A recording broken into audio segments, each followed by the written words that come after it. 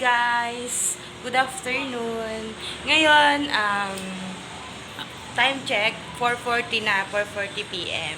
So, katatapos ko lang. So, ano po kasi ngayon, masama yung pakiramdam ko talaga. Sobrang sakit ng ulo ko, tapos may regla pa ako ngayon. And then, katatapos ko lang din pong maglinis.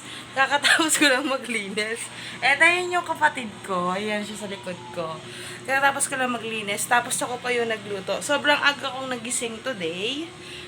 Yeah. Pala mo ka!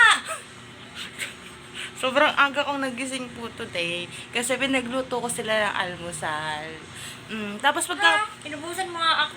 Ano yung pinubusan? Tapos, at yun nga po, pagkatapos silang kumain, ako pa rin yung naghugas. Tapos,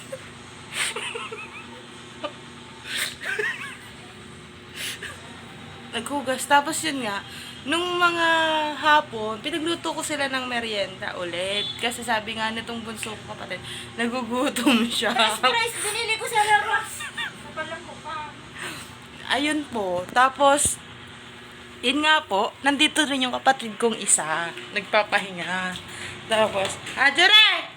Jere, halika nga! Bilisan mo! Ano kayo? Halika, tinan mo, halika din eh. Bilisan mo! Ayan na po. Papakita ko sa iyo isang kapatid ko. Bilisan mo! Bilisan mo! Bilisan mo. Padating na po siya. Ayan. Andito ngayon yung kapatid ko. Nagpapahinga siya. Alam ko masama daw yung pakiramdam niya. Ayun, kakatapos ko lang din maglaba kasi. Tapos, so...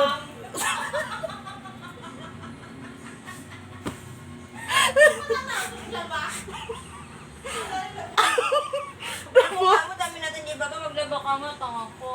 Tapos, dami ko kasing nilabahan. Naglinis pa ako ng CR. Ay, naghal mo. Baliw ka. Ang banda kaya glaba. Naglinis pa ako ng kwarto. Tapos nagtapon ako ng basura. Ayun.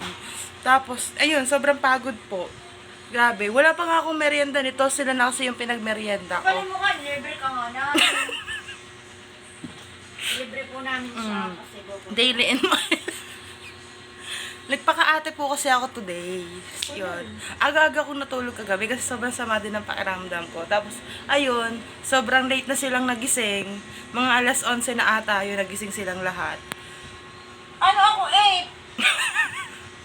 8? Sige na po. Bye-bye.